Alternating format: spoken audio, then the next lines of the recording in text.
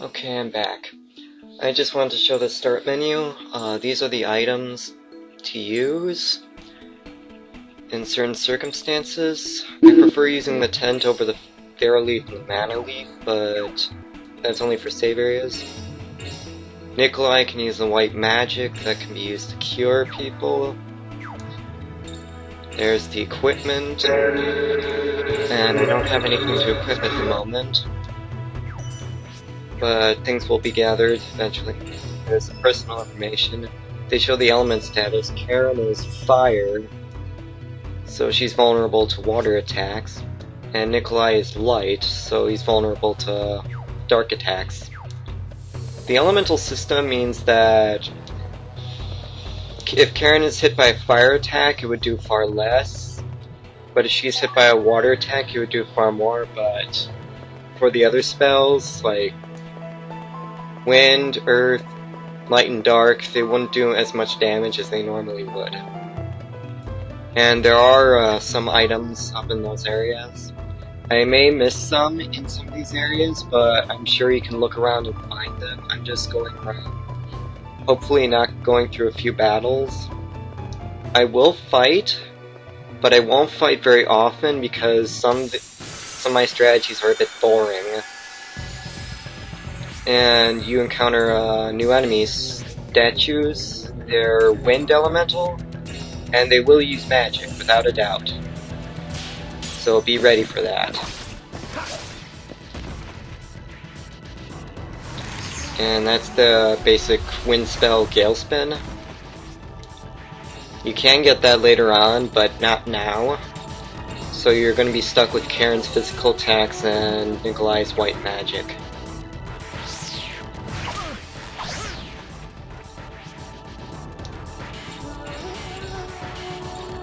And that's Cure. I think in Nikolai's white magic is an homage to the previous Shadow Hearts, because there was a character called Alice who had white magic, and she had Blessed Light and Cure, but they looked much different. One of the changes that they did for Shadow Hearts is that they shortened the special attacks so they're not as drawn out, as well as the physical attacks. Because for physical attacks you can do like a long string of attacks in Shadow Hearts, but in this one you can only do as much as the ring allows you to. All we can do is go forward. And if there are any other systems that appear, I will tell you about them, but as for now, this is all you have at the moment. Apoina Tower is a bit straightforward. All you just do is go up the stairways.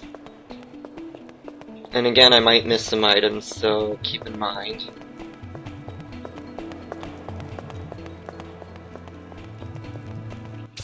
And I'm skipping that one. Over the years, noblemen who lost in battle, tragic princesses who were thought to have died of illnesses. You can still feel their malice. Malice is an important element in the Shadow Hearts universe. What is it? I'll explain it later. But when I met that demon in Dome Remy, I didn't sense the malevolence that I feel from the people in this tower. Huh. Could it have been because you were so afraid then? That may be part of it, but he was beautiful. Okay. Interesting word to use. Also, Also? he seemed sad. That's because he's misunderstood.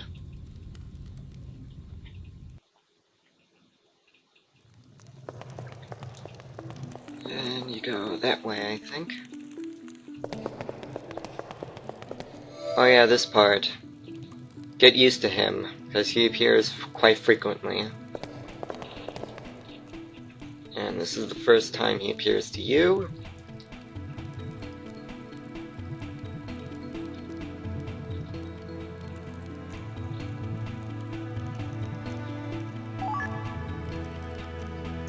And that's your first attack boost. What an attack boost does is that, you know, when you see the physical attack ring, you see 2 hit areas for Nikolai and Karen? Well, you can add more to those.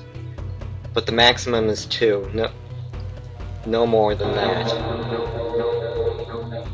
So Karen can acquire about 4 hits.